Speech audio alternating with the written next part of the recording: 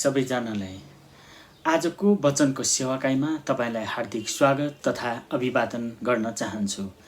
आजको वचनको शीर्षक छ हाम्रो शत्रु को हो अथवा हु इज आवर एनिमी। हाम्रो शत्रु को हो? धेरैचोटि हामीले के सोच्छौँ भन्दाखेरि हामीलाई दुःख दिने व्यक्तिहरूलाई नै हामी चाहिँ हाम्रो शत्रु भनेर मान्छेप्रति हामी इख राख्छौँ, इबी राख्छौँ, दुश्मनी राख्छौँ। यो शत्रु भनेको के हो? शत्रुको परिभाषा शब्द सागर अनुसार, शब्दकोश अनुसार यसरी परिभाषित गर्दछ। शत्रुको परिभाषा चाहिँ आफ्नो काम वा विचारको विपरीत गर्ने व्यक्ति, बैरी, दुश्मन, रिपु, चर्को, वैमनस्य वा विरोध भएको व्यक्तिलाई शत्रु भनिन्छ भनेर शब्दकोशहरूले बताउँदछ। र तपाईलाई र मलाई यो कुरा थाहा छ कि र तपाईँ र मैले गरेको कामप्रति कसैले त्यसमा विरोध गर्यो भने त्यसैलाई हामी शत्रु भन्ने पनि हामी भन्न सकिन्छौँ र त्यसलाई त्यसरी पनि बुझ्न सकिन्छ। आज त्यसैको बारेमा केही कुरा हामी हेर्नेछौँ। हामी शरीरमा हुँदाखेरि र आत्मिकमा हुँदाखेरि दुईतिरकै शत्रु हुन्छन्। अनि त्यो शत्रु चाहिँ को हो भन्ने कुरा हामीले आज पत्ता लगाउनु पर्छ। हाम्रो वास्तविक शत्रु को हो त? त्यसको बारेमा म केही कुरा यहाँ बताउँदछु। हामीले धेरैचोटि हामीलाई दुःख दिने मानिसहरूलाई शत्रु ठान्छौँ, तर त्यसको पछाडि को हो, कसले प्रयोग गर्दैछ भन्ने कुरा याद गर्दैनौँ। हामी त्यही व्यक्तिलाई नै दुश्मन ठान्छौँ। हामी प्रभुका सन्तगणहरूले बुझ्नुपर्ने कुरा पनि तर बुझ्दैनौँ र हाम्रो विरुद्धमा उठ्ने व्यक्तिलाई शत्रु ठान्छौँ, तर हाम्रो वास्तविक शत्रु चाहिँ को हो त? दुश्मन को हो, हैन? अनि यो कुरा चाहिँ बाइबलले हामीलाई यसरी बताउँदछ। हाम्रो शत्रु चाहिँ डियाबलस अथवा शैतान हो भनेर बताउँदछ। आवर एनिमी इज डेभिल, शैतान, हैन?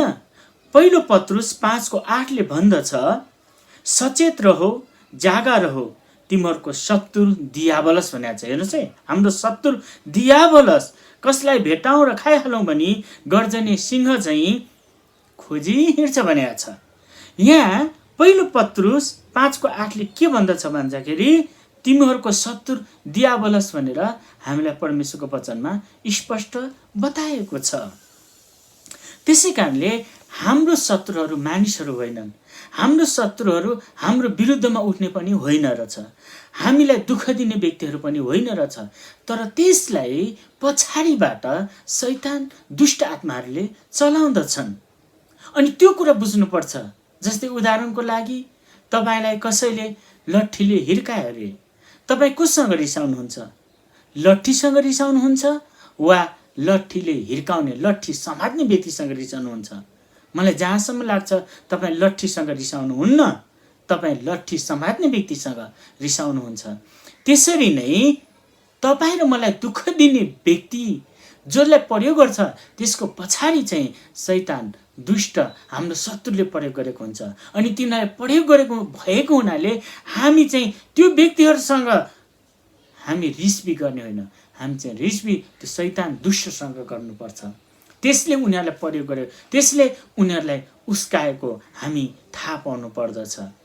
तर धेरैचोटि हामी त्यो कुरा बिर्सिन्छौँ र त्यही व्यक्ति नै हो, म त उसले गरेको काम मरे पनि बिर्सिँदैन भनेर उसप्रति हामी रिसाउँछौँ, किनभने हामीले त्यही देखेको छौँ। तर आत्मिकी क्षेत्रबाट हेर्दा चाहिँ हाम्रो शत्रु चाहिँ भर्खर पत्रुसले भनेको जस्तै तिमीहरूको शत्रु डियाबलस के गर्दैछ? कसलाई भेटाउँ र खाइहालौँ भनी गर्जने सिंह चाहिँ खोजी हिँड्छ भनेर बताउँदछ। त्यसै कारणले के गर्नु पर्यो? सचेत रहनु पर्यो, जागा रहनु पर्छ। होसियार गए, यो मान्छेले गर्दैछ, तर यसलाई चलाउने को हो त? शैतान दुष्टले चलाउँछ। त्यसै कारणले त्यो कुरा हामीले बुझ्नु पर्दछ। अब हामी यसबाट कसरी बच्ने? हाम्रो शत्रु त हामीले बुझ्यौँ, बुझिसकेपछि अब कसरी बच्ने त, हैन?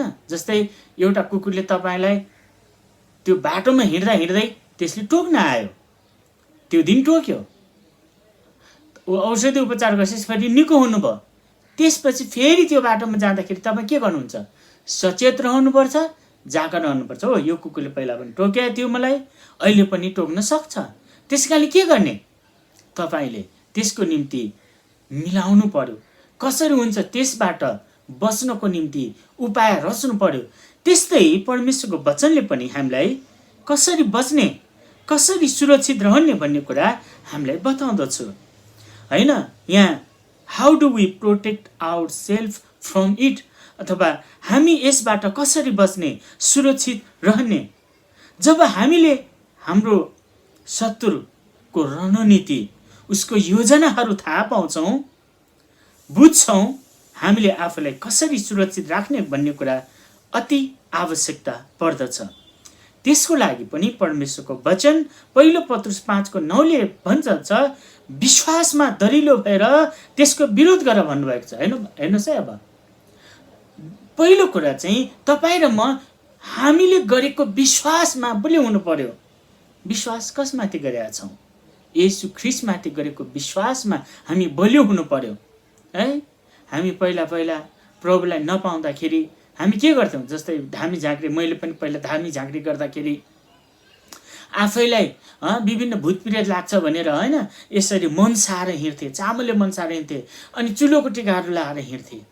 तर मैले प्रभु येशूमा विश्वास गरिसकेपछि के गर्न थालेँ भन्दाखेरि, ओ प्रभु येशू चाहिँ मलाई बचाउने हुनुहुन्छ, त्यसै कारणले म चाहिँ बाहिर जाँदाखेरि प्रभु तपाईँको रगतले मलाई सुरक्षा दिनुहोस् भनेर म प्रार्थनासहित हिँड्दछु।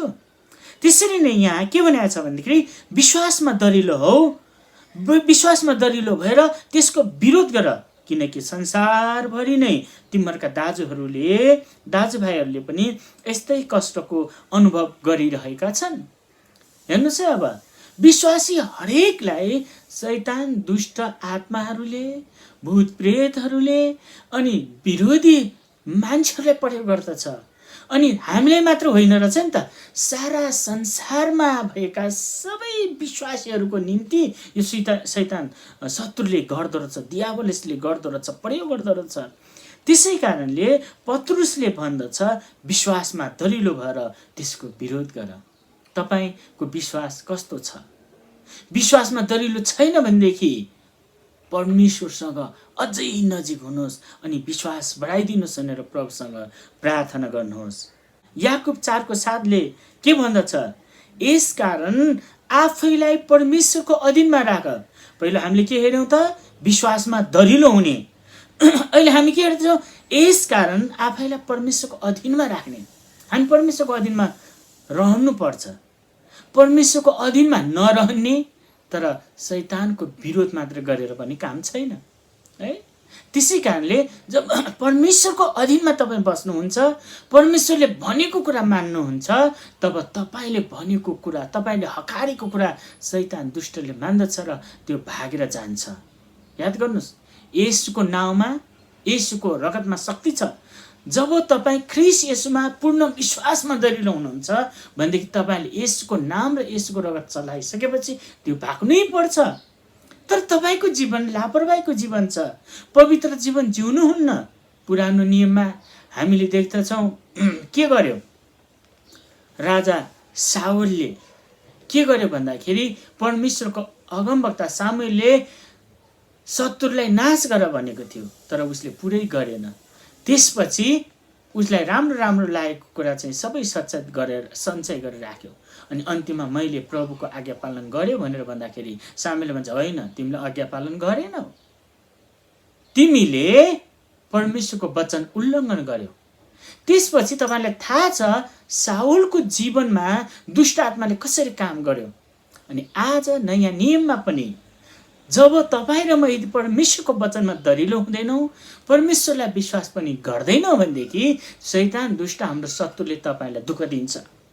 त्यसै कारण त्यसबाट बच्नको निम्ति के गर्नु पर्यो? यसकारण आफैलाई परमेश्वरको अधीनमा राख। Submit your self then to God भनेको छ, अथवा परमेश्वरमा आफैलाई अधीनमा राख। त्यसपछि के गर्नु पर्यो? त्यसपछि शैतानको विरोध गर्नु पर्यो, दियावलसको विरोध गर्नु पर्यो। त्यसपछि के भन्छ? त्यो तिमीहरूबाट भाग्ने छ।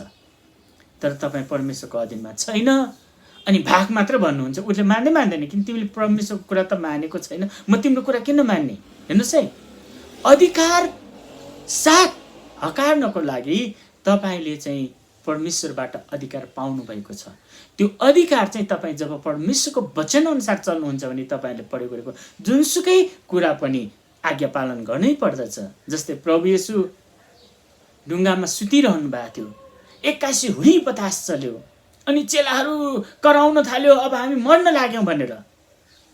अनि तर प्रभु येशू शान्तसँग सुतिरहनु भएको थियो। अनि चेलाहरूले भने, गुरुज्यू हामी मर्न लागिसक्यौँ, तपाईँले वास्ता छैन तपाईँलाई?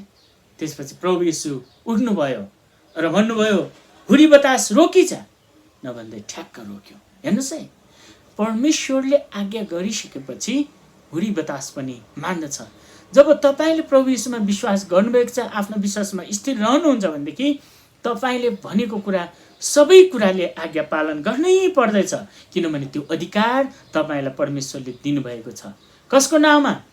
तपाईँको आफ्नो नाउँमा होइन, मेरो नाउँमा पनि होइन, पास्टरको नाउँमा पनि होइन, पास्टरनीको नाउँमा पनि होइन, येशू ख्रीष्टको नाउँमा तपाईँले आज्ञा पालन गर्न लगाउनुहुन्छ जब तपाईँ परमेश्वरको कुरालाई मान्नुहुन्छ। त्यसै कारणले यहाँ के भनिन्छ, दियाबलसको विरोध गर, त्यो तिमीहरूबाट भाग्छ है। तर कतिचोटि शैतान दुष्टले जिस्केर आउँछ। जस्तै सानो लुखुरे कुकुरहरू छ नि, पछाडि लुखुर आउँछ, जाऊ न भन्दा मान्दैन। जब तपाईँ ठुलो स्वरले जाऊ भन्नुहुन्छ भने त्यो डरले भाग्छ। त्यस्तै ख्रीष्ट येशूको नाउँमा तपाईँले दुष्ट आत्माहरूलाई भाग्ने बनाउनको निम्ति चाहिँ तपाईँ परमेश्वरको अधीनमा बस्नुपर्छ होइन। अर्को कुरा के हो त, हामीलाई एफिसी 6:10-18 भन्छ, परमेश्वरको हात हतियार पुरै धारण गर भनेको छ। हेर्नुहोस् है, हात हतियार चाहिँ के त, पुरै धारण गर्नुपर्छ, लगाउनु पर्दछ होइन। Put on the full armour of God, परमेश्वरको सारा हात हतियार धारण गर्नु पर्यो। त्यसको अर्थ के हो त, तपाईँ सुरक्षाको निम्ति हात हतियार धारण गर्नु पर्यो। जस्तै आजभोलि मास्क लाउनु पर्छ, किन भन्दाखेरि मास्क लायो भने त्यो यो कोभिड-19 को यो कीटाणुहरू चाहिँ आउँदैन, छेकछेक के भन्छन् होइन। त्यसरी नै तपाईँ र मैले पनि पूर्ण रूपमा परमेश्वरको हात हतियारले शिरदेखि पैतालासम्म छोप्नु पर्दछ। के हुन् तपाईँले एफिसी 6:10-18 तपाईँले त्यो देख्न सक्नुहुन्छ। एफिसी 6:10-18, अब अन्त्यमा प्रभु र उहाँका शक्तिको सामर्थ्यमा बलवान हो, दियाबलस अथवा शैतानका युक्तिहरूका विरुद्धमा खडा हुन सक्नुलाई परमेश्वरका सारा हात हतियार धारण गर, किनकि हामीहरूको युद्ध शरीर र रगतको विरुद्धमा होइन, तर प्रधानताहरूका विरुद्ध, शक्तिहरूका विरुद्ध, वर्तमान अन्धकारका सांसारिक शासकहरूका विरुद्ध र स्वर्गीय स्थानहरूमा भएका दुष्टाइका आत्मिकी सेनाहरूका विरुद्धमा हो। यसै कारण परमेश्वरको सारा हात हतियार उठाओ र यसको खराब दिनको सामना गर्न सक र सबै काम गरेर खडा हुन सक्ने हो। हेर्नुहोस् त, अब आजभोलि दिन कति खराब छ नि। यसको निम्ति तपाईँले प्रार्थना गर्नुपर्छ, परमेश्वरको अधीनमा आएर विश्वासमा रहेर यो सबै किसिमका रोग बिरामीलाई हकार्नु पर्दछ। तपाईँले त्यो अधिकार दिनुभएको छ। तपाईँले याद गर्नुहोस् है, पुरानो नियममा पनि जब मिस्र देशबाट इजरायलहरू आउन लागेको थियो, प्रस्थान गर्न लागेको थियो, त्यति बेला मिस्रभरि नै विभिन्न महामारीहरू आयो। तर गोसेन भन्ने ठाउँमा चाहिँ, परमेश्वरको जनहरू बसेको ठाउँमा चाहिँ त्यो नष्ट पार्ने महामारीहरू आएको हामी देख्दैनौँ। आज पनि जब तपाईँ परमेश्वरमा स्थिर रहनुहुन्छ भनेदेखि परमेश्वरको रगतले तपाईँलाई, उहाँको नामले तपाईँलाई सुरक्षा दिनुहुनेछ भन्ने पूर्ण विश्वास तपाईँ र ममा हुनुपर्दछ र त्यो छ पनि।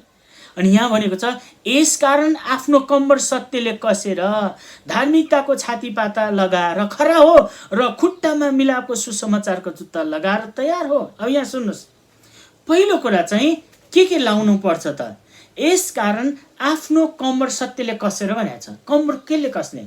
सत्यताको पेटी बान भनेको छ। सत्य बोल्नुहोस्, तपाईँले झुट नबोल्नुहोस्। झुट बोल्ने बित्तिकै शैतानले मौका पाउँछ, दियाबलसले मौका पाउँछ। हो, यसले त झुट बोल्दो रहेछ, यसलाई त फसाउन सक्छ भनेर ऊ आउन सक्छ। तर तपाईँ सत्य बोल्नुहोस्। सत्य चाहिँ के हो त? कम्मरको पेटी जस्तो भनेको छ।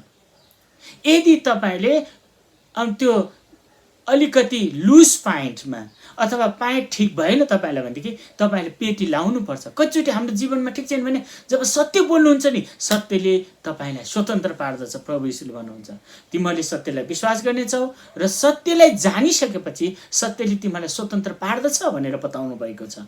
त्यसै कारणले सत्यताको कम्बर पेटी बाँध है भनेर भन्नुहुन्छ। तपाईँ सबै कुरामा सत्यतामा हिँड्नुहोस्। जस्तै यदि तपाईँले सत्यताको कम्मरपेटी बाँध्नु भएन भने तपाईँको सुलवार खुस्कियो रे के हुन्छ? तपाईँको प्यान्ट खुस्कियो रे के हुन्छ? तपाईँ लाजमा पर्नुहुन्छ। झुट पत्ता लगाइसकेपछि धेरै वर्ष अगाडि होइन, त्यहाँ अमेरिकाको राष्ट्रपति बिल क्लिन्टन, उसको विभिन्न केटीसँग समस्या भयो। अनि त्यसपछि त्यो कुरा मान्छेले पत्ता लगायो, त्यो केटी पनि आएर स्वीकार गर्यो।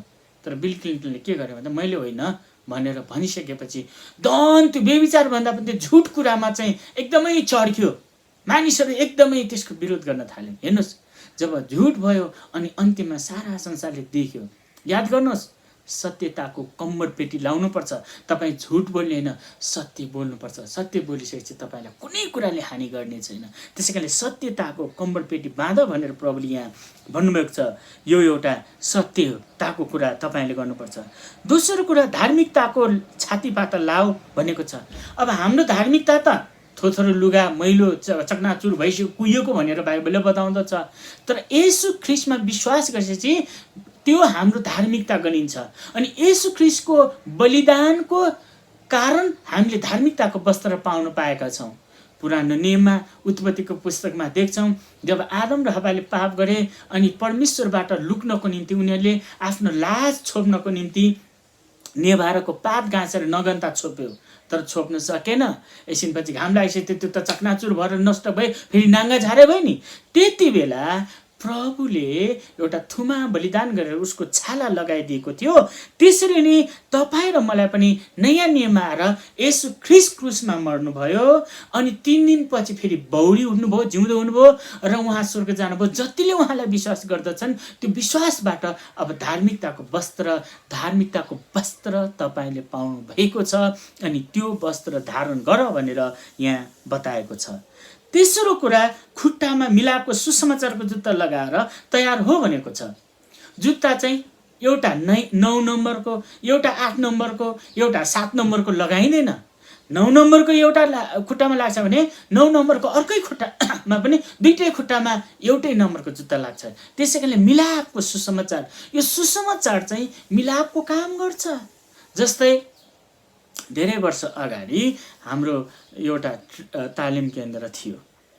पहिला उनीहरूको ब्याकग्राउन्ड कस्तो थियो भन्दाखेरि एउटा चाहिँ नेपाल सेना थियो, नेपालको सेना, सरकारी सेना, अनि अर्को चाहिँ माओवादी विरोधी। अब हेर्नुहोस् है, दुईतिर बाहिर देख्यो भने दुवैजना झगडा गर्छन्।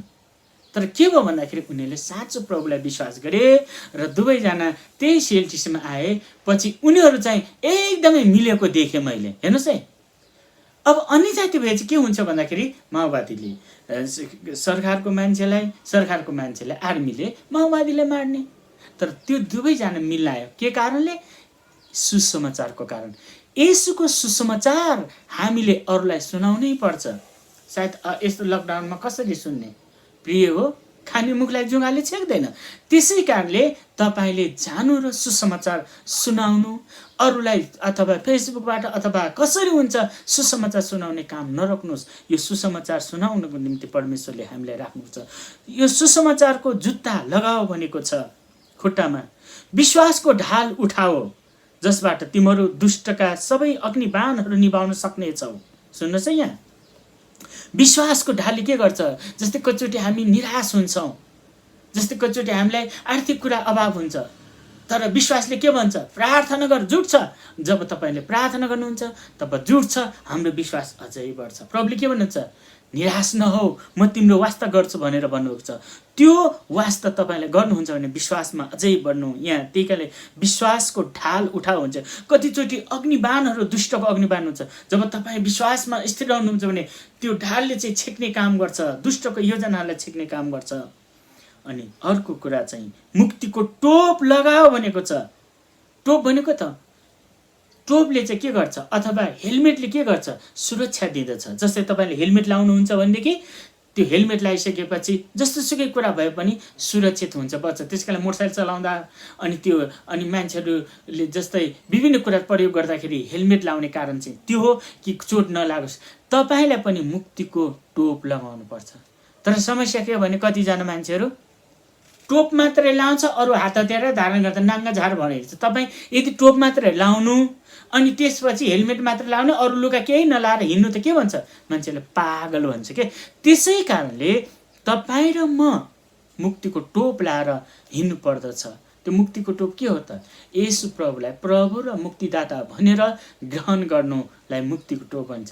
जब तपाईँ मुक्तिको टोप लाउनुहुन्छ तपाईँको खराब विचारहरू तपाईँले सोच्न सक्नुहुन्न। नत्र भने घरिघरि त्यो खराब विचार आउँछ, शैतानले त्यही आक्रमण छ है। त्यसरी अर्को कुरा चाहिँ पवित्र आत्माको तरवार लियो भनेको छ, जो चाहिँ परमेश्वरको वचन हो। वचन तपाईँले पढ्नुहोस्, कण्ठस्थ गर्नुहोस्, अनि चाहेको बेलामा त्यो वचन दाबी गरेर प्रयोग गर्नुहोस्। त्यो तपाईँको निम्ति हो। अनि पवित्र आत्माको तरवार चाहिँ वचन भएको हुनाले तपाईँले वचन पढ्ने, कण्ठ गर्ने र प्रयोग गर्ने त्यो कुरा। त्यसपछि अर्को सारा प्रार्थना र निवेदन साथ सब समय भनिएको छ प्रार्थना गर्ने। अनि पवित्र आत्मामा प्रार्थना गर। त्यस उद्देश्यले लगनशील र सतर्क भएर सबै सन्तहरूका निम्ति पनि प्रार्थना गर भनेको छ। पवित्र आत्मामा प्रार्थना कसरी गर्ने त? जब पवित्र आत्माले तपाईँले प्रार्थना गर्न दिनुहुन्छ, त्यो अन्य भाषामा दिनुहुन्छ। तपाईँ अन्य भाषामा जब घन्टौँ समय बिताउँदा पनि हामी थाकित हुँदैनौँ है। धेरै वर्ष अगाडि एकजना आमा दुष्ट आत्मा लागेको छ, अनि मेरो श्रीमतीले चाहिँ अन्य भाषामा प्रार्थना गरिदिएछ। अनि त्यति नै बेला अर्को एकजनाले चाहिँ त्यही अन्य जातिले चाहिँ उसको पनि मन्त्रहरू पढेछ। उसको चाहिँ मन्त्र पढ्दा थकित भएछ। तर मेरो श्रीमती थकाइ नलागिकन अझै अन्य भाषा बोलेछ। अनि अन्तिममा त्यो आमा दुष्ट आत्माबाट छुटकारा भयो। त्यसै कारणले पवित्र आत्मामा प्रार्थना गर भनेर यहुदाले पनि बताउँदछ। यहाँ परमेश्वरको दास पावलले पनि बताउँदछ। प्रभु येशूले पनि भन्नुभएको छ, प्रशस्त गरी तिमीहरूलाई पवित्र आत्मा दिनुहुनेछ। अनि माग भन्नुभएको छ, खोज भन्नुभएको छ, ढकढका भन्नुभएको छ। त्यसै कारणले तपाईँ र म परमेश्वरको आत्मामा प्रार्थनाको लागि माग्नुपर्छ र तपाईँले अन्य भाषामा निरन्तर प्रार्थना गर्नुहोस् भन्ने मेरो अनुरोध छ। जब तपाईँले यी सबै कुरा गर्नुहुन्छ त्यसपछि तपाईँ सुरक्षित हुनुहुनेछ, शत्रुबाट बस्नुहुनेछ। शत्रुको अग्निबाणहरूले तपाईँलाई केही पनि गर्ने छैन। त्यसै कारणले हाम्रो शत्रु को हो पहिलो कुरा हामी जान्नुपर्छ। त्यो तपाईँलाई मैले भने। दोस्रो के हो त? त्यो शत्रुबाट कसरी बच्ने, त्यो हामीले शत्रुबाट बच्ने कुरा पनि हामीले सिक्यौँ। अनि यहाँ भनेको छ शत्रुले कहाँ काम गर्छ? आकाश मण्डलमा काम गर्छ। हेर्नुहोस् है, कहिलेकाहीँ तपाईँले बोलेको कुराहरू चाहिँ बङ्गाएर मान्छेले अर्कै सुन्छन्। अनि त्यसै कारणले माफ गर्नुहोस्, दानिएलले 21 दिन प्रार्थना गर्दाखेरि परमेश्वरले जवाफ दिइसक्नु भएको थियो उपवास बसेर प्रार्थना गर्दा। तर फारसको राजकुमारले रोक्यो भनेर बताएको छ। अनि आज पनि त्यो फारसको राजकुमारहरू, त्यो दुष्ट आत्माहरू चाहिँ घुमेर बसेका छन्। अनि तपाईँलाई बाधा दिनको निम्ति के गरौँ, कसो गरौँ, गर्जने सिंह जस्तै घुमिरहन्छ। तर तपाईँले मौका दियो भने त्यसले खतम गर्छ। त्यसै कारणले आज तपाईँले थाहा पाउनुभयो हाम्रो शत्रु को हो? मानिसहरू होइन, प्रिय हो। हाम्रो शत्रु दुष्ट आत्माहरू हो, भूत प्रेत हो, अनि शैतान हो। त्यसै कारणले उसको विरुद्ध गर्नको लागि के गर्नुपर्छ? त्यसको लागि खरा हुनको निम्ति येशूको वचन, येशूको नाउँ, येशूको रगत हामीलाई अधिकार दिन्छ, त्यो प्रयोग गर्नुपर्छ। र पुरै हामीले हात हतियार धारण गर्नुपर्छ। आजको यस वचनमा प्रभुले तपाईँलाई आशिष दिनुभएको होस्। आउनुहोस् हामी प्रार्थना गरौँ। परमप्रभु परमेश्वर पिता, म तपाईँलाई समेत धन्यवाद दिन्छु। तपाईँ परमप्रभुले हामीलाई हाम्रो शत्रु को हो र त्यसबाट कसरी बच्ने भन्ने कुरा यो छोटो वचन मलाई दिनुभयो, त्यसको लागि धन्यवाद।